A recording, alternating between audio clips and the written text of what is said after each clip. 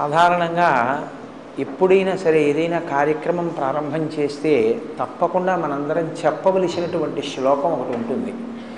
ఏదైనా ఒక పెద్ద కార్యాన్ని ప్రారంభం చేసే ముందు, ఆ రోజు దినచర్యని ప్రారంభం చేసే ముందు పూజా కార్యక్రమంలో మొట్టమొదటి పూజలో మొదట చెప్పవలసిన శ్లోకం సుముఖశ్చైకదంతశ్చ కపిలో గజకర్ణకః లంబోదరశ్చ వికటో విఘ్నరాజో వినాయకః ధూమకేతుర్గణాధ్యక్ష ఫాలచంద్రో గజాననః వక్రతుండ శూర్పకర్ణో హేరంబ స్కందపూర్వజః షోడశైతాని నామాని ఎప్పటే చునియాదపి విద్యారంభే వివాహే చ ప్రవేశే నిర్గమే తథా సంగ్రామే సర్వకార్యేషు విఘ్నస్తస్య న జాయతే. అది శ్లోకం. ఇందులో విఘ్నేశ్వరుడికి 16 నామాలు చెప్తారు. ఈ 16 నామాలు షోడశైతాని నామాని అని. ఇంట్లో ఈ 16 నామాలు చెప్పేవాడు తప్పకుండా ఉండాలి అని. ప్రతి ఇంట్లోనూ కూడా ఈ 16 నామాలు చెప్పబడాలి. చెబితే మిగిలిన వాళ్ళు వినాలి. అంటే ఈ శ్లోకాన్ని ప్రతిరోజు పైకే చదవాలి అని గుర్తు. ఇంట్లో మిగిలిన వాళ్ళు దీన్ని చదవలేరు అంటే ఇంటి యజమాని దీన్ని పైకి చెప్పాలి. చెప్తే మిగిలిన వాళ్ళు వినవలసి ఉంటుంది. కనీసం ఏమిటంటే పూజ ప్రారంభం అవుతోంది అంటే వెళ్ళి అక్కడ నిలబడడం కష్టం కాదుగా. పూజ మధ్యలో ఏదైనా అంగం అంటే మాకు తెలియదండి, ఆ సమయానికి ఏదో పనిలో ఉంటాం, ఎలా పెడతాం అనొచ్చు. పూజ ప్రారంభం చేసి ఘంటారామం చేయగానే వెళ్ళి అక్కడ నిలబడడం పెద్ద విశేషం ఏం కాదు. కాబట్టి ప్రతిరోజు మనం ఈ 16 నామాలు చెప్పాలి. కనీసంలో కనీసం పెద్దలు చెప్తున్నప్పుడు వినాలి. 21 కదా విఘ్నేశ్వరుడికి అన్ని పూజకి వాడబడేటటువంటి సంఖ్య. మరి ఈ శ్లోకం దగ్గరికి వచ్చేటప్పటికి 16 అన్నమాట ఎందుకు వాడారు? షోడశైతాని నామాని. 21ని 16 ఎందువల్ల చేయవలసి వచ్చింది అంటే షోడశ కళా ప్రపూర్ణుడు చంద్రుడు. చంద్రుడికి 16 కళలు. 16 కళలు చంద్రుడికి ఉంటే మనిషి జీవితం కూడా షోడశ సంస్కారములతో ఉంటుంది. చిట్ట చివరి సంస్కారం అంత్యేష్టి సంస్కారం. 16 సంస్కారములు నడుస్తాయి మనిషికి. పుట్టుకకి పూర్వం తల్లి గర్భంలో ప్రవేశించినప్పుడు జరిగేటటువంటి సీమంతము అంటుంటారు. కానీ అసలు నిజానికి అది సీమన్నతోత్సవము అని చెప్పి ఆ పాపట భర్త తీస్తాడు. ఆ పాపట భర్త తీసేటటువంటి ఉత్సవానికి ఆ పేరు. అక్కడ ప్రారంభం చేసి శరీరం పడిపోయిన తరువాత చేసేటటువంటి అంత్యేష్టి సంస్కారంతో 16 నడుస్తాయి. మీరు ఎప్పుడైనా ఎవరికైనా అభ్యున్నతిని కోరుకున్న వారైతే ఇవి 16 అడుగుతారు. ఈ 16 ధర్మ, అర్థ, కామ, మోక్ష, భక్తి, జ్ఞాన, వైరాగ్యములు. ఇక్కడికి 7. దీర్ఘాయుర్దాయం. దీర్ఘాయుర్దాయంతో పాటుగా రోగాలు లేనటువంటి ఆరోగ్యంతో కూడినటువంటి జీవితం. సంపద కలిగి ఉండడం, సంపద అభివృద్ధి చెందడం, అభివృద్ధి చెందినది స్థిరత్వాన్ని పొందడం. దీనితో పాటు ఆ యజమాని వీర్యమును పొంది ఉండడం, అంటే కదిలిపోకుండా ఉండగలిగినటువంటి స్థితి, విజయాన్ని పొందడం, తలపెట్టిన కార్యాలు విజయవంతం అవుతూ ఉండడం, పుత్రపౌత్రాభివృద్ధిని చూడగలగడం, అంటే కొడుకుల్ని మనవల్ని కూడా చూడాలి. కులదేవతని మీరు ఎవరిని అర్చన చేస్తున్నారో వారు ఆ యజమాని యందు ప్రీతి చెంది వారిని అనుగ్రహించుగాక. ఈ 16 సిద్ధించడానికి ఏవి విఘ్నాల రూపంలో అడ్డొస్తున్నాయో, ఏవి ప్రతిబంధక రూపంలో వస్తున్నాయో వాటిని తొలగించి ఈ 16ంటిని సిద్ధింపజేయగలిగినటువంటి వాడు గణపతి. కాబట్టి 16 నామములు చెప్పినప్పుడు మొట్టమొదటి నామంతో ఆయన ఏమని పిలుస్తున్నాం? సుముఖ. సుముఖ అంటే మంచి ముఖమున్నవాడు. సంస్కృతంలో ముఖము అన్న మాటకి నోరు అని కూడా అర్థం. సుముఖ అంటే మంచి ముఖం. ముఖము ఎప్పుడు వస్తుంది? పుట్టుకతో వస్తుంది. విఘ్నేశ్వరుడు యొక్క పుట్టుక ఎలాగా? ఆయన పుట్టుక ఒక స్త్రీ గర్భవాసం చేసి జన్మించిన వాడు కాదు.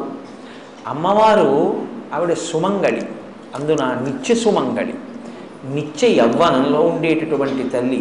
అటువంటి తల్లి కనుక ఎప్పుడూ పసుపు రాసుకుని ఉంటుంది ఆవిడ. ఎప్పుడూ పసుపు రాసుకుని ఉండేటటువంటి అమ్మవారు ఒకానొక రోజున తన ఒంటి మీద ఉన్న పసుపు నలిచింది. నలిచి ముద్ద చేసి ప్రాణప్రతిష్ఠ చేసింది. ఇప్పుడు విఘ్నేశ్వరుడు యొక్క మొదటి స్వరూపం నరవినాయకుడు. అంటే నరుడు ఎలా ఉంటాడో అలాగే పుట్టారు ఆయన. మరి గజముఖం ఎక్కడి నుంచి వచ్చింది?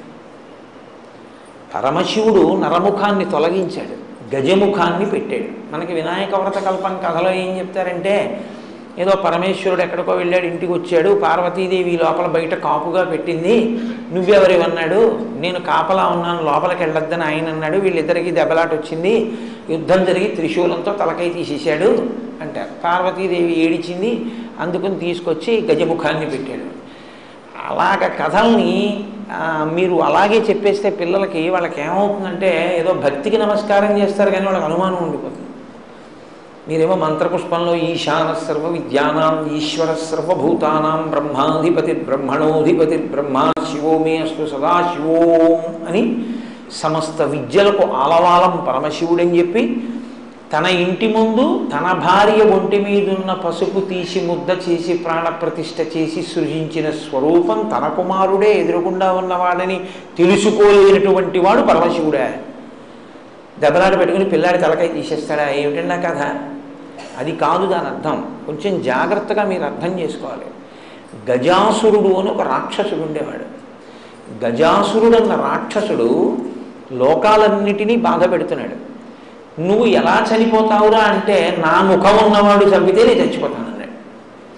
కాబట్టి ఇప్పుడు ఏనుగు ముఖంతో పిల్లవాడు రావాలి. కాబట్టి పరమశివుడు ఏమనుకున్నాడంటే, అమ్మవారి ఒంటి మీద ఉన్న పసుపుతో తయారు చేయబడిన వాడు కాబట్టి సాక్షాత్ శక్తి సంపన్నుడు. ఇటువంటి పిల్లవాడికి ఏనుగు ముఖం ఉంచితే గజాసుర సంహారం జరుగుతుంది.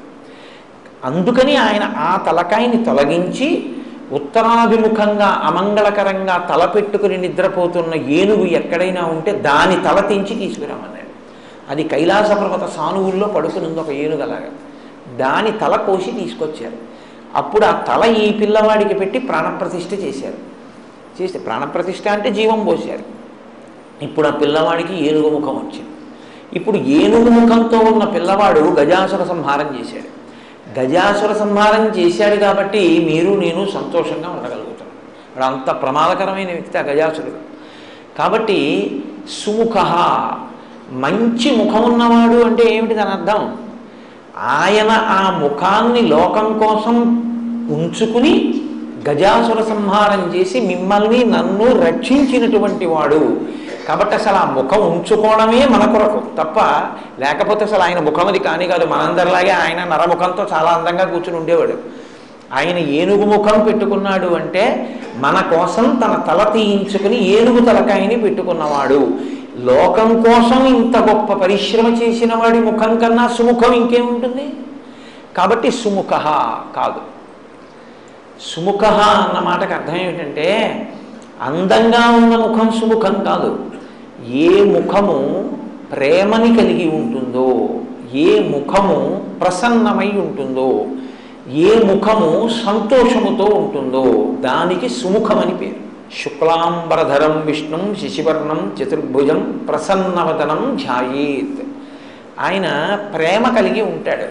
మనని ప్రేమించగలిగినటువంటి రూపం, మన కోసం ఏదైనా చెయ్యగలిగినటువంటి స్థితి ప్రేమ, అది ముఖమునందు అభివ్యక్తమవుతుంది. సుముఖ, ప్రేమ కలిగినటువంటి ముఖం ఉన్నవాడు మనందరి పట్ల ప్రేమతో ఉంటాడు, సంతోషంతో ఉంటాడు. సంతోషం ఎందుకు ఉంటుంది? ఆయన పూర్ణుడు కనుక ఆయన పొందవలసింది ఏం లేదు, ఆయన అన్నీ పొంది ఉన్నవాడు. అందుకని ఆయన నిత్య సంతోషి, ఎప్పుడూ సంతోషంగా ఉంటాడు. ఎప్పుడూ సంతోషంగా ఉన్నవాడు ఏం చేస్తుంటాడు మీరు చూడండి, చాలా ఉల్లాసంగా నడుస్తుంటాడు, చాలా హాయిగా ఉంటాడు, చేతులు కాళ్ళు ఆనందంగా కలుపుతాడు. అందుకే గణపతి నృత్య గణపతిగా ఉంటారు. లేకపోతే ఆయన పెద్ద లంబోదరంతో ఉన్నవాడు ఆయన నృత్యం చేస్తే అందంగా ఉంటుందండి. మీరు నవ్వచ్చు కానీ ఆయన సంతోషిస్తారు. పిల్లలు సంతోషిస్తే ఆయనకి చాలు. ఆయన ఎందుకు నృత్యం చేస్తాడంటే ఆయన సంతోషం ఉన్నవాడు. సంతోషం ఉన్నవాడు కాబట్టి నర్తించగలడు. ఎప్పుడు ఏడిచేవాడు ఏం నర్తిస్తాడు? వాడు ఏడుస్తూ కూర్చుని ఉంటాడు, వాడికి సంతోషమే లేదు, ఇంకా భావ ప్రకటన ఎక్కడ ఉంటుంది? కాబట్టి ఆయన సంతోషం ఉన్నవాడు, ఆయన ప్రేమ కలిగినటువంటి వాడు, ఆయన ప్రసన్నంగా ఉండేవాడు. పిలిస్తే పలుకుతాడు. పిలిస్తే పలికి మీ కోరిక తీరుస్తాడు. ప్రసన్నంగా ఎప్పుడు వినడానికి సిద్ధంగా ఉంటారు. ఆయన ప్రసన్నమైనటువంటి వాడు కాబట్టి సుముఖ, మంచి ముఖం ఉన్నవాడు కాదు. సుముఖ అంటే ఇంకో అర్థం ఏమిటో తెలుసా అండి?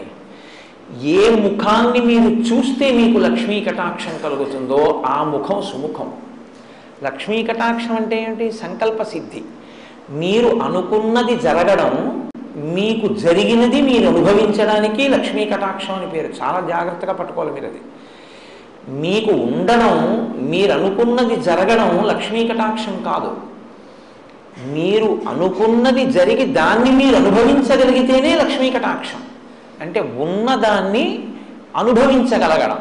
ఇంట్లో పదార్థం ఉంది, తను తినగలగాలి, ఆరోగ్యం ఉండాలి కదా. అందుకే కదా 16లో ఆరోగ్యం వచ్చింది. అప్పుడు అది లక్ష్మీ కటాక్షం కింద మారుతుంది. ఈ లక్ష్మీ కటాక్షాన్ని ఇంట్లో కృప చెయ్యగలిగినటువంటి రూపం మీరు ఇలా చూస్తే చాలు, మీకు ఇవ్వగలిగినటువంటి రూపం వినాయక స్వరూపం. ఎందుకో తెలుసా అండి? లక్ష్మీదేవి 5 స్థానాల్లో ఉంటుంది. ఆవిడకి 6వ స్థానం లేదు, ఇంకా 5 స్థానాలు ఆవిడకి. అందులో మొట్టమొదటి స్థానం ఏనుగు యొక్క కుంభస్థలం. మీరు లేవగానే ఒకసారి వినాయకుడి యొక్క ముఖాన్ని చూశారనుకోండి, ఇలా ఆయన ముఖాన్ని చూసినంత మాత్రం చేత మీకు లక్ష్మీ కటాక్షం కలుగుతుంది. ప్రతిరోజు వినాయకుడి ముఖం చూస్తే చాలు. ఎవరి ముఖం చూస్తే మీకు కలిసి వస్తుందో అది కాకపోతే సుముఖం ఇంకెవరిది సుముఖం అవుతుంది? ఇవాళ లేచి ఎవరి ముఖం చూశానో అంటారు. కాబట్టి అలా చూడగలిగిన ముఖమేదో అది సుముఖం. కాబట్టి సుముఖ కాదు కాదు, ఇంకో అర్థం.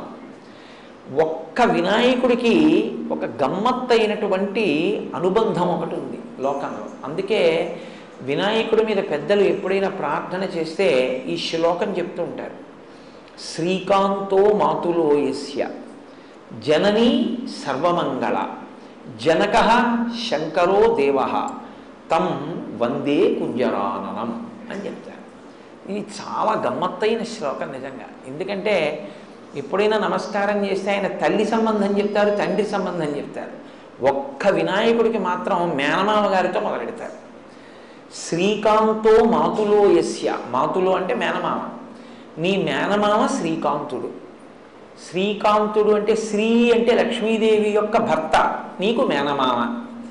కాబట్టి ఇప్పుడు వినాయకుడికి మేనమామ అంటే వినాయకుడి యొక్క తల్లి పార్వతి, పార్వతి యొక్క సోదరుడు విష్ణువు. ఎక్కడుంది అలాగా? భాగవతంలో కృష్ణ పరమాత్మ ఇక్కడ వసుదేవుడికి జన్మించినప్పుడే అక్కడ యశోదానందులకు ఆవిడ యోగమాయగా జన్మించింది. ఆవిడేమో దేవకీ వసుదేవుల దగ్గరికి వచ్చింది, ఈయనేమో నంద యశోదల దగ్గరికి వెళ్ళాడు. అక్కడ పుట్టిన ఆవిడ ఇక్కడికి వచ్చింది, ఇక్కడ పుట్టిన ఆయన అక్కడికి వెళ్ళాడు. ఇద్దరికీ ఒక్కరే తల్లిదండ్రులు నంద యశోదలు. కాబట్టి వాళ్ళిద్దరూ అన్నా చెల్లెళ్ళు. భాగవతంలో ఏమి తత్వంలో వాళ్ళిద్దరూ అన్నా చెల్లెళ్ళు. అందుకే మిగిలిన పేర్లు భార్యాభర్తృ సంబంధం చెప్తాయి. రుద్ర రుద్రాణి అంటే రుద్రుడు రుద్రాణి భార్యాభర్తలు, శివ శివాని భార్యాభర్తలు, భవ భవాని భార్యాభర్తలు, నారాయణ నారాయణి భార్యాభర్తలు గారు అన్నా చెల్లెళ్ళు. నారాయణ నారాయణి అన్నా చెల్లెళ్ళు అయితే ఇప్పుడు వైష్ణవము శైవము బంధుత్వం వచ్చింది. ఈ బంధుత్వంలో వినాయకుడికి మేనమామ విష్ణుమూర్తి. నీ మేనమామ విష్ణుమూర్తి, మేనమామల ముద్దు మేలైన ముద్దు. కాబట్టి ఇప్పుడు వినాయకుడికి నమస్కారం పెడితే విష్ణుమూర్తి ప్రీతి చెందుతాడు. ఎందుకంటే మా మేనల్లోని పూజ చేస్తున్నాడు వీడని. అత్తయ్యో లక్ష్మీదేవి. శ్లోకం దేంతో మొదలైంది? మంగళప్రదమైన శ్రీకారంతో మొదలైంది. శ్రీకాంతో మాతులో యస్య. విష్ణువు అనుగ్రహం కావాలంటే వినాయకుడికి నమస్కారం పెట్టాలి. జనని సర్వమంగళ. ఆ తల్లి ఎవరు? ఆవిడ సర్వమంగళ, అన్ని మంగళములే చేస్తుంది ఆవిడ. అసలు ఆవిడే మంగళసూత్ర రూపంలో ఉంటుంది. అందుకే సర్వమంగళారాధన చేస్తే కానీ మంగళసూత్రం కట్టరుగా. కాబట్టి ఆవిడ లోకములన్నిటిలోనూ కూడా మంగళములకు మంగళం ఆ తల్లే, సర్వమంగళాస్వరూపం. నీ తల్లో సర్వమంగళ, నీ తండ్రో జనక శంకరో దేవో శంకరోతి ఇది శంకర. శుభములను చేయువాడెవరో ఆయన శంకరుడు. శుభములను చేసేటటువంటి శంకరుడు నీకు తండ్రి. తం వందే కుంజరాననం. ఓ ఏదో ముఖం ఉన్నవాడా నీకు నమస్కారం. నీ ముఖం చూస్తే ఏమైంది? నమస్కారం పెడితే లక్ష్మీ కటాక్షం వచ్చింది. ఇప్పుడు ఆయనతో అనుబంధాలు ఉన్న వాళ్ళందరూ ఏం చేస్తున్నారు? మేలే చేస్తున్నారు. శ్రీకాంతో లక్ష్మీ భర్త సర్వమంగళ మంగళసూత్రాన్ని కాపాడుతుంది, ఎప్పుడు మంగళాలు ఇస్తుంది. శంకరో ఆయన ఎప్పుడు శంకరోతి ఆయన శుభాలు చేస్తుంటాడు, నువ్వు అసలు చూస్తే శుభమిస్తావు. కుజరానన కాబట్టి ఇప్పుడు సుముఖ నీకన్నా మంచి ముఖం ఉన్నవాడు ఎవరయా? కాబట్టి సుముఖ. సుముఖ అంటే ఎప్పుడూ మాట్లాడకూడదు, అదే పనిగా మాట్లాడుతూ ఉండడం తప్పు. సుముఖ అంటే ఎప్పుడూ మాట్లాడకూడదు, అదే పనిగా మాట్లాడుతూ ఉండడం తప్పు. భూపసభాంతరాళముల పుష్కళ వాక్చతురత్వము ఆజి బాహాపటు శక్తియున్ యశమునందనురక్తియు ప్రకృతి సిద్ధ గుణంబులు సజ్జనాళికిన్. ఆయన్ని మామూలుగా మీరు ఎప్పుడన్నా చూస్తే ఏంటండి ఆయన ఏంటంటే ఆయనకేం తెలుస్తుందండి అలా ఉన్నాడు అనుకుంటారు. ఆయన సభలోకి వచ్చి కూర్చున్నాడు అనుకోండి, శారద నాలుక మీద నర్తిస్తుంది. లోకంలో ప్రతి ప్రాణికి కూడా నోరు పైకి ఉంటుంది, కళ్ళు పైకి ఉంటాయి, కంటిని రెప్పలు మూస్తాయి, నోటిని పళ్ళని పెదవులు మూస్తాయి. కంటిని రెప్పలు మూసిన చూపులో రెప్పకి పాత్ర లేదు, నోటిని పెదవులు మూసిన పెదవులకి భాషలోనూ మాటలోనూ భాగం ఉంది. మీరు గమనించండి, రెప్ప చూడదు, పెదవి మాట్లాడుతుంది. కొన్ని మాటలు పెదవుల మీదే వస్తాయి. మా మా ఉందనుకోండి, పెదవులు కలపకుండా మా అనండి. కాబట్టి పెదవికి మాట యందు పాత్ర ఉంది. నోరు సమస్త ప్రాణులకు బయటికే ఉంటుంది, కప్పబడి ఉండదు. కానీ మీరు పెద్దలతో మాట్లాడుతున్నారు అనుకోండి, ప్రత్యేకించి గురువు గారితో మాట్లాడుతుంటే ఎప్పుడూ నోటిని ఇలాగే ఉంచి మాట్లాడకూడదు. ఎందుకంటే అలా మాట్లాడితే గబుక్కుని మీ నోటి తుంపర ఆయన మీద పడిందంటే మహాపచారం కిందకు వస్తుంది. అందుకని ఇలా పెట్టుకుని ఉండాలి, ఇలా పెట్టుకుని ఉండి మాట్లాడాలి. హనుమ ఎప్పుడు రాముడి దగ్గర ఇలా ఉంటారు, ఆజ్ఞాపాలక హనుమ అని ఎక్కువ మాట్లాడరు. లోకంలో ఎప్పుడు నోటి మీద చెయ్యి వేసుకుని ఉండే ప్రాణి ఏదో తెలుసా అండి? ఒక్క ఏనుగి. ఎందుకని? ఏనుగు తొండానికి కర్రము అని పేరు, చెయ్యి. ఒక్క ఏనుగు నోరు మాత్రం పైకి కనపడదు, నోటి మీద చెయ్యి అడ్డుంటుంది, ఇలాగ తొండం అడ్డుంటుంది. అంటే నోటికి చెయ్యి అడ్డు పెట్టుకుని అత్యంత వినయంతో మాట్లాడవలసిన చోట మాట్లాడతాడు, ఎప్పుడు నోటికి చెయ్యి అడ్డు పెట్టుకుని మౌనంగా ఉంటాడు. ఆయన కన్నా అంత గొప్ప ముఖంతో ఉండి, అంత విద్వాంసుడిగా, అంత మంచి ప్రవర్తన కలిగిన ముఖంతో ఉన్నవాడు లోకంలో ఇంకెవరు ఉన్నారు? ఆ ముఖంతో మనకు అంత నేర్పుతున్నాడు. కాబట్టి సుముఖ, ఎప్పుడూ మాట్లాడుతూ ఉండకు, మౌనం కూడా నేర్చుకో అని చెప్పడానికి ముఖమునకు చెయ్యి అడ్డు పెట్టుకున్నవాడు, అంటే నోటికి తొండం అడ్డు ఉంటుంది కాబట్టి సుముఖ. ఏకదంతశ్చ, సుముఖశ్చైకదంతశ్చ అని కలిసిపోతుంది శ్లోకంలో. ఏకదంత అంటే ఒక్క దంతమే ఉన్నవాడు. ఏనుగుకి చాలా అందమైంది ఏది అంటే దాని దంతమే. దానికి రెండు దంతాలు ఉంటాయి, ఇటుక దంతం ఇటుక దంతం తొండానికి. కానీ విఘ్నేశ్వరుడికి కుడి చేతి వైపు దంతం ఉండదు. ఎందుకు ఉండదు అంటే ఆయనే విరిచేశాడు. ఎందుకు విరిచేశారు అంటే మహాభారత రచన చేయవలసి వచ్చింది. వ్యాసుల వారు నేను వేగంగా శ్లోకాలు చెప్పేటప్పుడు రాయగలిగినటువంటి సమర్థుడెవరు అని అడిగారు. విఘ్నేశ్వరుడు రాస్తాడన్నారు. మరి ఆయన నేను మధ్యలో ఆపను, నేను చెప్తుంటే రాసేయాలన్నారు.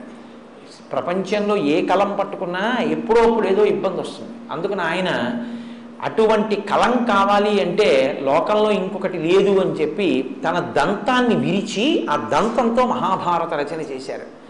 అంటే అత్యంత అందం ఏనుగుకి దంతమే, అందుకే ఏనుగు దంతాలు అంటారు. ఏనుగు దంతం అంత అందం ఏనుగుకి. తన శరీరానికి అంత అందం ఇచ్చేదాన్ని లోకోపకారం కొరకు త్యాగం చేశాడు ఆయన. మహాభారత రచన పంచమ వేదం కనుక ఇది లోకానికి అందితే కొన్ని కోట్ల మంది జీవితాలు తరిస్తాయి. దానికోసం నాకు ఒక దంతం లేక నేను వికారంగా ఉన్నా పర్వాలేదని ఒక దంతం విరిచేశాడు. ఎవరు సమాజ ప్రయోజనము కొరకు తనకి ఈశ్వరుడిచ్చినటువంటి విభూతిని నైవేద్యంగా పెట్టేస్తాడో వాడు చాలా గొప్ప వ్యక్తి. గొప్పతనం దానివల్ల వస్తుంది తప్ప కేవలం రెండు దంతాలు ఉంచుకుని అందం కాదు. ఒక దంతాన్ని విరిచి మహాభారత రచన చేసిన మహానుభావుడు కాబట్టి రెండు దంతాలు లేకుండా ఒక దంతమే ఉన్నా మహానుభావా నువ్వు ఇంత త్యాగం చేశావు అని ఏకదంతశ్చ ఒక దంతం ఉండి మమ్మల్ని ఉద్ధరించిన వాడా, పంచమవేద రచన యందు సాయపడిన వాడా? లేదు. ఇంకో అర్థం ఏంటో తెలుసా అండి? గజముఖాసుర సంహారం చేసినప్పుడు ఎన్ని అస్త్రములను ప్రయోగించినా ఆయన మరణించలేదు. అప్పుడు తన దంతాన్ని విరిచి అభిమంత్రించి విడిచిపెట్టారు వినాయకుడు. దానికి పడిపోయాడు. కాబట్టి తన దంతంతో గజముఖాసురుణ్ణి వధించిన వాడు కనుక ఏకదంతశ్చ సుముఖశ్చైకదంతశ్చ కపిలో. కపిలో అంటే ఎర్రటి వర్ణం ఉన్నవాడు అని బాహ్యార్థం. కేవలం ఎర్రటి వర్ణం ఉన్నవాడు అంటే బాగా ఎరుపు కాదు. ఎరుపు అంటే మీరు ఏదో రక్తం ఎలా ఉంటుందో మరీ ముద్ద కట్టినటువంటి ఒక ఎర్ర మందారం ఎలా ఉంటుందో అటువంటి ఎరుపు చెప్పకూడదు. నలుపు జీరతో కూడిన ఎరుపు చెప్పాలి. అంటే దాన్ని కొంచెం మీకు అర్థమయ్యేటట్టుగా అనాలంటే డల్ రెడ్ అనొచ్చు. బాగా ప్రకాశవంతంగా ఉన్న ఎరుపు కాదు, తిలకం కుంకం అటువంటిది కాదు. కొంచెం తక్కువ స్థాయిలో ప్రకాశించేటటువంటి ఎరుపు. ఇప్పుడు ఈ ఎరుపు ఎక్కడది అని అడిగారు వినాయకుడికి. ఎందుకంటే ఎప్పుడు ఆయన్ని చెప్పినా ఆయన తెల్లగా ఉన్నాడని చెప్తాం. శుక్లాంబరధరం విష్ణుం శశివర్ణం చతుర్భుజం అని, చంద్రుళ్ళ తెల్లగా ఉంటాడు అని. మరి కపిలో ఎర్రటి రంగు ఉన్నవాడు అని ఎక్కడి నుంచి వచ్చింది ఆయనకి అంటే, ఆయన ఒక మహారణ్యంలో గజముఖాసుర సంహారం చేసినప్పుడు ఆ గజముఖుడితో పోరాడి ఆయన్ని సంహరించినప్పుడు నరసింహస్వామి వారు హిరణ్యకశిపుడి యొక్క రక్తంతో ఎలా తడిశారో అలా ఆయన కూడా నిత్తుటితో తడిశారు. ఆ నిత్తుటితో తడిసినప్పుడు తెలుపు మీద వచ్చి పడ్డ ఎరుపు వల్ల ఏర్పడినటువంటి మందమైన ఎరుపు రంగుతో ప్రకాశించినటువంటి స్వరూపం కపిలః. లోకం కోసం అటువంటి కాంతి పొందినవాడు కాదు.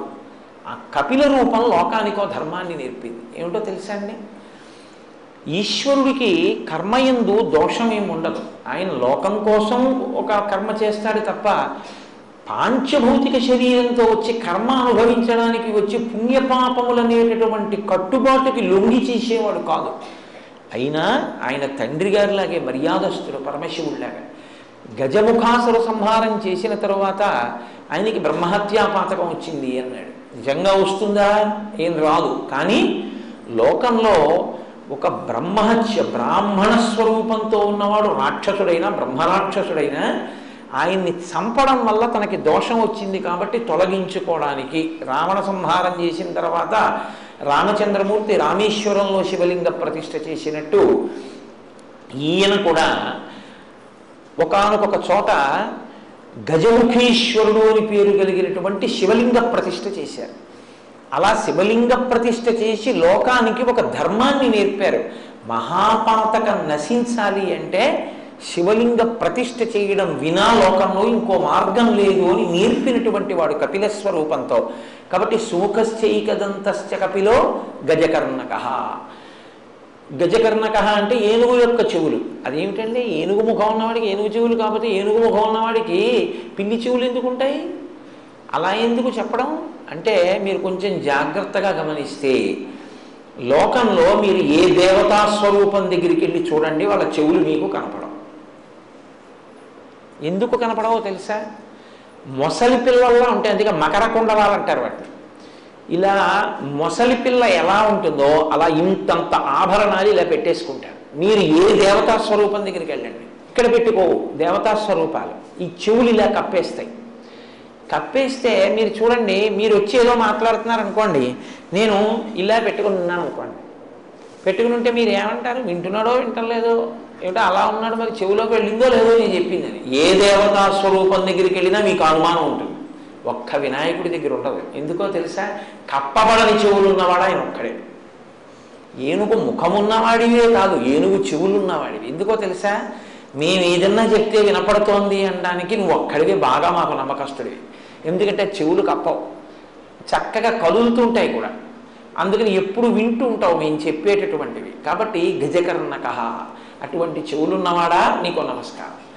లంబోదరశ్చ, లంబోదరుడు అంటే చాలా పెద్ద కడుపున్నవాడు కాదు, వ్రేలాడుతున్న కడుపున్నవాడు. వ్రేలాడుతున్న కడుపు ఉండడం అంటే ఇలా అర్ధవృత్తాకారంగా ఇలా పెరిగినటువంటి కడుపు. ఇప్పుడు మీరు ఇలా మీకు వృత్తాకారం కనపడుతోంది అంటే దానికి ఇటు కూడా వృత్తాకారం ఉంది అనుకుంటే అదొక పూర్ణాకారంతో ఉందన్నమాట. నిండు సున్న ఎలా ఉంటుందో అలా ఉంటుంది. ఇప్పుడు ఈ లంబోదరం ఎందుకుందో తెలుసా అండి ఆయనకి? లంబోదరాన్ని కానీ మీరు చూస్తే ఆయన మీకు ఏం గుర్తొస్తుందంటే ఆయనకి మోదకము అని ఉంటుంది. మోదకము అంటే లోపల పూర్ణం పెట్టి వండుతారే దాన్ని మోదకం అంటారు. లేకపోతే ఉండ్రాళ్ళంటే గుండ్రంగా ఉంటాయి, లోపల కొబ్బరితో చేసినటువంటి మధుర పదార్థాన్ని కూడా ఉంచి చేస్తూ ఉంటారు బూరెలాగా. అవి ఆ మోదకాలు ఆయనకి ప్రీతి అంటారు. ఆయనకి ప్రీతి అన్నప్పుడు మీరు ఒక విషయం గుర్తుపెట్టుకోండి, లోకంలో సాధారణంగా మీరు ఇంట పచనం చేసినవి దేవతలు తీసుకోరు. ఇడ్లీ నైవేద్యం, సమోసా నైవేద్యాలు ఉండవు లోకంలో. సత్వగుణ భరితమైనటువంటి పదార్థాలే నివేదన ఉంటాయి. మీరు ఏదో పాయసం చేసి నైవేద్యం పెట్టారనుకోండి, వాళ్ళు తిన్నారని మీరు ఊహ చేస్తారు, మీ భావన చేత వాళ్ళు తృప్తి పొందుతారు. వాళ్ళు కూడా దృష్టి ప్రసారం చేస్తారు. ఓసారి చూస్తారు ఆ పదార్థం వంక, వాళ్ళు అలా చూస్తే చాలు పవిత్రత, వాళ్ళు తీసుకున్నట్టే. కొన్ని చూడండి తీసుకోరు, చెయ్యేస్తారు. ఇలా చెయ్యేస్తే వాళ్ళు తీసుకున్నట్లే లెక్క అనమాట. అంతేగాని అన్నీ తీసేసుకుని మడతలు ఎట్టేసుకుని దాచేసుకోక్కర్లేదు. చెయ్యేస్తే పుచ్చుకున్నారని గుర్తు, అలా చూస్తే పుచ్చుకున్నారని గుర్తు. దేవతలు చూస్తారంతే. కాబట్టి మీరు ఏం ఉండి అక్కడ పెట్టినా వాళ్ళు చూస్తారు, ప్రసాదం. ఒక్క వినాయకుడు మాత్రం మీరు వండి పెడితే తింటాడు. ఆయన ఒక్కడే మోదక ప్రియాయ నమః. మీ ఇంట్లో కాస్త కొబ్బరి మధుర పదార్థంతో మోదకం చేసి పెట్టి నేను తింటానంటాడు. నేను తిన్నానని గుర్తేమిటో తెలుసా? నా చేతితో పట్టుకున్నానంటాడు. అందుకే చేతిలో పట్టుకుని ఉంటాడు కూడా, నువ్వు ఇచ్చింది నేను తీసుకున్నాను. కాబట్టి ఆయన లంబోదరుడు అంటే ఆయన కడుపు తీపి అటువంటిది అని చెప్పడానికి మోదకంలో ఉన్న మధుర పదార్థం ఎలా ఉంటుందో ఆయన కడుపు తీపి మనందరి మీద అలా ఉంటుంది. ఆయన పూర్ణుడు. ఆయనకి నిజానికి ఆయన తినడానికి, అది తింటే సంతోషం అనడానికి ఆయనకి ఏం ఉండదు. ఆయనకి నువ్వు ఇవ్వడానికి ఏం లేదు. ఎక్కడ మొదలైందో అక్కడే పూర్తయిపోతే పూర్ణం అంటారు. ఇక తుది మొదలు కనపడవు, పూర్ణమైపోయిందంటారు. పూర్ణమద పూర్ణమిదం పూర్ణాత్ పూర్ణముదచ్యతే పూర్ణస్య పూర్ణమాదాయ పూర్ణమేవావశిష్యతే. కాబట్టి ఆయన పూర్ణుడు, అన్నీ ఉన్నవాడు. అన్నీ ఉన్నవాడు, మన ఎందు అపారమైన ప్రేమ ఉన్నవాడు, కడుపు తీపి ఉన్నవాడు. ఇది లంబోదరుడు. సమస్త బ్రహ్మాండములు ఆయన ఎందే ఉన్నాయి. కాబట్టి సుముఖశ్చైకదంతశ్చ కపిలో గజకర్ణకః లంబోదరశ్చ వికటో. వికటో అన్న మాటకి హాస్యస్ఫోరకమైనటువంటి పనులు చేసేటటువంటి వాడు అని ఒక అర్థం. వికటో అంటే హాస్యస్ఫోరకముగా ఉండేవాడు అని. కానీ అలా అనొచ్చా? హాస్యస్ఫోరకంగా ఉండడం ఏమిటి అంటే, విఘ్నేశ్వరుడు చేసేటటువంటి పనులు చాలా హాస్యస్ఫోరకంగా ఉంటాయి. అంటే నవ్వు పుట్టించేవిగా ఉంటాయి. నవ్వు పుట్టించేటట్టుగా ఉండేటటువంటి వాళ్ళు ఎవరు చేస్తారు ఆ పనులు? పిల్లలు చేస్తారు. పెద్దవాళ్ళు నవ్వు పుట్టించే పనులు చేస్తే బాగుండదు, పిల్లలే చేస్తారు. కాబట్టి ఆయన పిల్లవాడు, ఎప్పుడూ పిల్లవాడు. ఎప్పుడూ పిల్లవాడు అంటే దాని ఉద్దేశం ఏమిటో తెలుసా అండి? ఒక్కటే, పిల్లవాడికి ఓ లక్షణం ఉంటుంది, ఇప్పుడు కోపడతాడు, అప్పుడు మర్చిపోతాడు. అలా భక్తుల మీద కోపమే పెట్టుకోకుండా చేసిన దోషానికి శిక్షించి మళ్ళీ వెంటనే అనుగ్రహించే స్వరూపం ఏదుందో, అందుకే మీకు వినాయకుల్లో ఉన్న గొప్పతనం ఏమిటో తెలుసా అండి? కర్మ ఫలితంగా మీరు ఏదైనా ఆపదలో ఉన్నారనుకోండి, వినాయకుడు కాళ్ళు పట్టుకుంటే ఆయన ఏం చేస్తాడంటే ఆ ఆపద రూపంలో మీ కష్టంలో వ్యగ్రత కల్పించి తీసేసి మీకు శాశ్వత సుఖాన్ని ఇచ్చేస్తాడు. కాబట్టి గణపతి చాలా గొప్పగా అనుగ్రహిస్తాడు. మహానుభావుడు వినాయకుడు. వికటో, ఆయన చేసే పనులు హాస్యస్ఫోరకంగా ఉంటాయి, కానీ ఆయన చాలా బాగా అనుగ్రహించేటటువంటి స్వరూపం ఉన్నవారు. ఆయన చేసే పనులు ఏమిట్రా ఇలాగా అనిపిస్తుంది, కానీ చాలా గమ్మత్తుగా ఉంటుంది ఆయన చేసేది. మీకు నేను ఉదాహరణ చెప్పాలంటే, ఇందాక అన్నా కదా శ్రీకాంతో మాతులో యస్య, మేనమామ గారు శ్రీ మహావిష్ణువు ఒకసారి వినాయకుడి పుట్టినరోజు వచ్చింది. మేనమామని పిలిచారు. మేనమామ అత్తయ్య వెళ్ళారు, లక్ష్మీదేవి నారాయణుడు. ఏవో బహుమానాలు పట్టుకెళ్ళాడు మేనల్లుడికని. అన్నీ అక్కడ పెట్టి, ఒరే నాన్న నీకు తెచ్చాను రా అని చూపిస్తుంటే, ఇవన్నీ ఇస్తూ ఉండడంలో సుదర్శన చక్రాన్ని పక్కనెట్టుకున్నాడు ఆయన. ఆ పిల్లాడికి ఈ చక్రం నచ్చింది, గుడుక్కుని నోట్లో పడేసుకున్నాడు. ఏముందంటే ఆ తొండంతో తీసి ఇలా పెట్టి మింగేశాడు. అయ్యి బాబాయ్ నా చక్రం ఏదన్నాడు, మింగేశాను మామయ్య అన్నాడు. అయ్యి బాబాయ్ మింగేస్తే ఎలాగరా, మరి ఎలాగరా, ఇచ్చేయరా ఇచ్చేయరా ఇచ్చేయరా అంటే ఇస్తాడా? ఆ లంబోదరంలో పడేసుకుని పరిగెడుతున్నాడు అటు ఇటును. అప్పుడు శ్రీ మహావిష్ణువు ఆలోచించారు, ఎలా వీడి కడుపులోంచి తేవడం, వీడికి ఏదైనా హాస్యస్ఫోరకంగా ఉంటే సంతోషిస్తాడాయన. అదో విచిత్రం. మిగిలిన ఈ దేవుళ్ళ దగ్గర మీరు డిసిప్లిన్డ్గా కూర్చోవాలి, ఆయన దగ్గర సంతోషమైన పనులు చేస్తే సంతోషిస్తాడు ఆయన. వీడికి నవ్వు పుట్టిద్దామని గుంజీలు తీశారు. గుంజీలు అన్నవి మొదట తీసిన వారు విష్ణుమూర్తి. తీస్తే వినాయకుడు చూసి, మామయ్య మామయ్య అదేమిటి ఇలా పట్టుకుని అలా ఊగుతున్నామని పెద్ద నవ్వు నవ్వాడు. పిల్లవాడికి పలక మారి లోపల నుంచి సుదర్శన చక్రం బయటపడ్డాడు. అమ్మయ్య చాలా బాబు అని కడుపుని తీసుకున్నారు. అందుకే ఇప్పటికీ ఆయన అనుగ్రహానికి ఏం చేస్తారంటే వెళ్ళి గుంజీలు తీస్తారు ఆయన దగ్గర. ఎక్కడి నుంచి వచ్చింది ఇదంటే శాస్త్రంలో అక్కడి నుంచి వచ్చింది. హాస్యస్ఫోరకంగా ఉండి అనుగ్రహిస్తారు మహానుభావుడు. విఘ్నరాజు, వినాయకుడు అని 2 పేర్లు. మీరు బాగా జ్ఞాపకం పెట్టుకోవాలి ఈ విషయాన్ని. ఒకే దేవాలయ ప్రాంగణంలో 2 వినాయకులు ఉన్నారనుకోండి, ఉంటే ఒకరు విఘ్నరాజు, ఒకరు వినాయకుడు. మీరు రాజద్వారంలోంచి లోపలికి రాగానే కనపడేవాడు విఘ్నరాజు, ఇంకా లోపలికిడితే కనపడేవాడు వినాయకుడు. ఒకే దేవాలయ ప్రాంగణంలో 2 వినాయకులు ఉన్నారనుకోండి, ఉంటే ఒకరు విఘ్నరాజు, ఒకరు వినాయకుడు. మీరు రాజద్వారంలోంచి లోపలికి రాగానే కనపడేవాడు విఘ్నరాజు, ఇంకా లోపలికిడితే కనపడేవాడు వినాయకుడు. విఘ్నరాజు, వినాయకుడు సమాన స్థాయిలో పూజలు అందుకుంటారు ఎప్పుడు. ఎందుకో తెలుసా అండి? ఒకరు విఘ్నాన్ని కల్పిస్తారు, ఒకరు విఘ్నాన్ని తీసేస్తారు. విఘ్నాన్ని కల్పిస్తే విఘ్నరాజు, విఘ్నాన్ని తీసేస్తే వినాయకుడు. అదేమిటండి కల్పించడం ఎందుకండి అని మీకు అనుమానం రావచ్చు. విఘ్నాన్ని ఎందుకు కల్పిస్తాడో తెలుసా అండి? మిమ్మల్ని ఏదైనా మీరు చేసినటువంటి గత జన్మలలోని పాపకర్మ మహోగ్రమైన రూపంతో తరువుకొచ్చి మీకు ఏదైనా చాలా ఉగ్రమైన ఫలితాన్ని ఇవ్వబోతుంటే చిన్న ప్రతిబంధకంగా అడ్డొచ్చి తీసేస్తాడు. వినాయక అంటే అర్థం ఏమిటో తెలుసా అండి? దాని వ్యతిరేకార్థంలో వి అన్న అక్షరం సంస్కృతంలో సమర్థిస్తుంది, వ్యతిరేకిస్తుంది కూడా. విచిత్రము అన్నాను అనుకోండి, విశేషమైన చిత్రము అని. విధవ అన్నాను అనుకోండి, భర్త లేనిది అని. వ్యతిరేకార్థం ఇస్తుంది, సమర్థిస్తూ అర్థం ఇస్తుంది. వినాయకుడు అంటే తన మీద నాయకుడు లేనివాడు అని, తానే నాయకుడు. సుముఖశ్చైకదంతస్య కపిలో గజకర్ణక లంబోదరశ్చ వికటో విఘ్నరాజో వినాయక. ధూమకేతు, ఆయనకి ధూమకేతు అని ఒక నామం. ధూమకేతు అంటే తోకచుక్క అని అర్థం. తోకచుక్క దర్శనీయం కాదుగా. అయితే ధూమం అంటే పొగ, కేతు అంటే పతాకం, పొగ పతాకముగా కలిగిన వాడు అని. ఆ పేరు ఎక్కడొచ్చింది వినాయకుడికి అంటే, ఒకానొకప్పుడు ధూమాసురుడు అని ఒక రాక్షసుడు ఉండేవాడు. ఆయన ఏమిటంటే విషపు వాయువుల్ని అందరి మీదకి పంపి చంపుతూ ఉండేవాడు. ఆయనకు అదో శక్తి. ఆయన గురించి ఎందుకంటే ఇప్పుడు మనం పాయిజనస్ గ్యాసులు విడిచిపెట్టుకోవట్లేదు కాబట్టి ఆయన అలా చంపుతూ ఉండేవాడు. ఒకానొకప్పుడు ఆయనకి జ్యోతిష్కులు ఒక మాట చెప్పారు, నిన్ను చంపేవాడు పక్క రాజ్యపు రాజుగారి భార్య కడుపున పుడుతున్నాడు. ఈయన రాక్షసుల్ని పంపించాడు ఆ రాణిగారిని చంపేమని. ఈయన గూఢచార అక్కడికి వెళ్ళేటప్పటికి పాపం ఆ రాజు రాణి ఏకశయ్యాగతులై ఉన్నారు. వాళ్ళని చూస్తే జాలేసింది ఆయనకి. చాలా అమాయకంగా ఉంది ఆవిడ, గర్భిణి. అయ్యో ఈవిడ్ని చంపేయడం ఏమిటైనా ఆ తల్పాన్ని తల్పంగా తీసుకెళ్ళి అరణ్యం మధ్యలో వదిలిపెట్టేశాడు. ఇది రాక్షసుడికి తెలిసింది. ఈలోగా వాళ్ళు తెల్లవారు లేచేపటికి అడవిలో ఉన్నారు ఆ రాజు దంపతులు.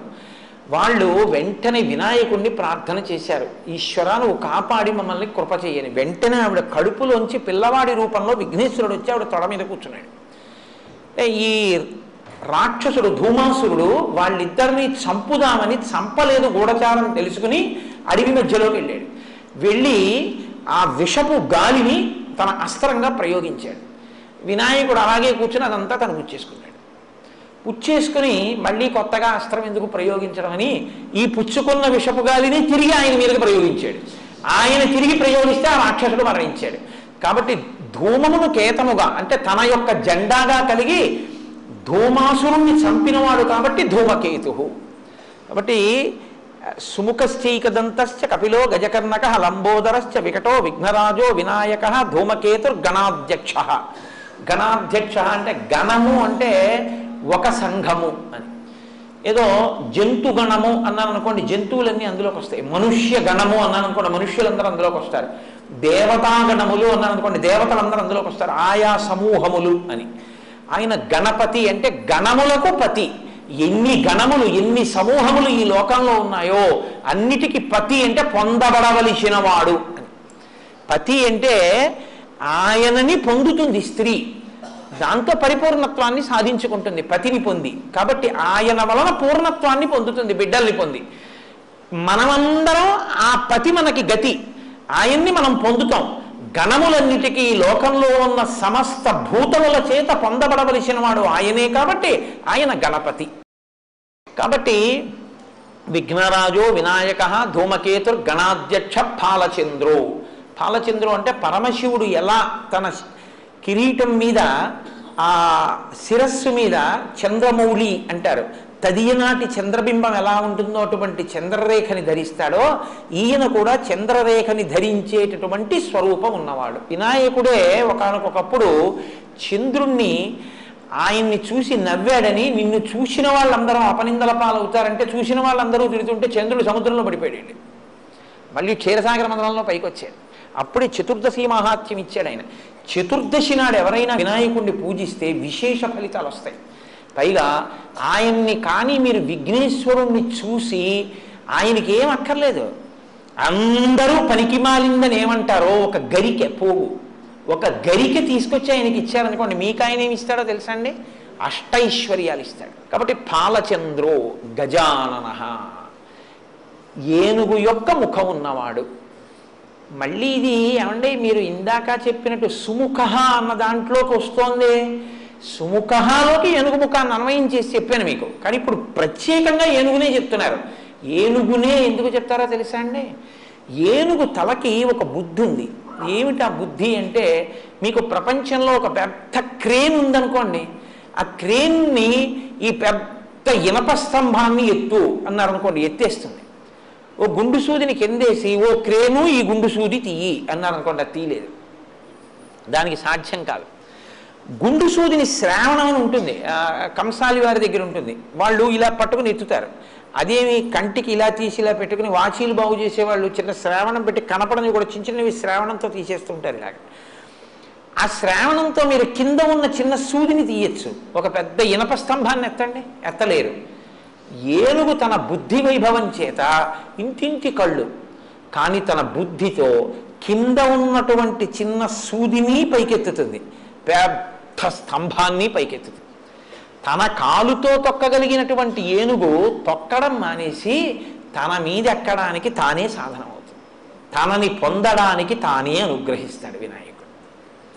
ఆయనే మిమ్మల్ని అనుగ్రహించి మిమ్మల్ని తన నెత్తి మీద ఎక్కించుకుంటాడు, అంత సులభుడు. కాబట్టి గజానన, ఎంత పెద్ద పని చేస్తాడు. ఇదేమిట్రా నాకింత చిన్న పని అడగడం ఏమిట్రా అని అండో, మీకు ఎంత చిన్న పని చేసి పెడతాడు. సుముఖశ్చైక దంతశ్చ కపిలో గజకర్ణక లంబోదరశ్చ వికటో విఘ్నరాజో వినాయక ధూమకేతుర్గణాధ్యక్ష పాలచంద్రో గజానన వక్రతుండ. ఆయన యొక్క తొండం ఇలా పక్కకి కుడి పక్కకి తిరిగి ఉంటుంది.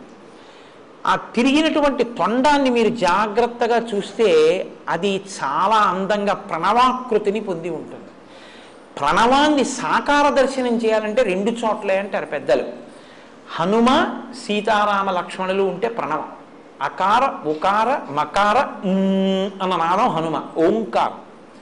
అలాగే ఏనుగు తొండం తిరిగి ఉంటే అది ప్రణవాకారం. కాబట్టి వక్రతుండ శూర్పకర్ణో, శూర్పకర్ణం అంటే చాటలంతంత చెవులు ఉన్నవాడు. మీరు వెళ్ళి ఆయనకి ఏం చెప్పినా వింటాడు, కానీ వీడికి నేను ఇది ఇవ్వచ్చా ఇవ్వకూడదా ఆలోచించి ఇది ఇస్తే వీడు పాడైపోతాడరా అనుకుంటే చాటలో చెరిగి మంచి నుంచి చెడును అవతల పారేసినట్టు పిల్లాడు తెలియక ఏదో ఇలాంటివి అడుగుతుంటారని చెరిగి అవతల పారేస్తాడు. ఇవ్వచ్చు అనుకున్నది లోపలికి తీసుకుని మీకు ఇస్తాడు. కాబట్టి శూర్పకర్ణ.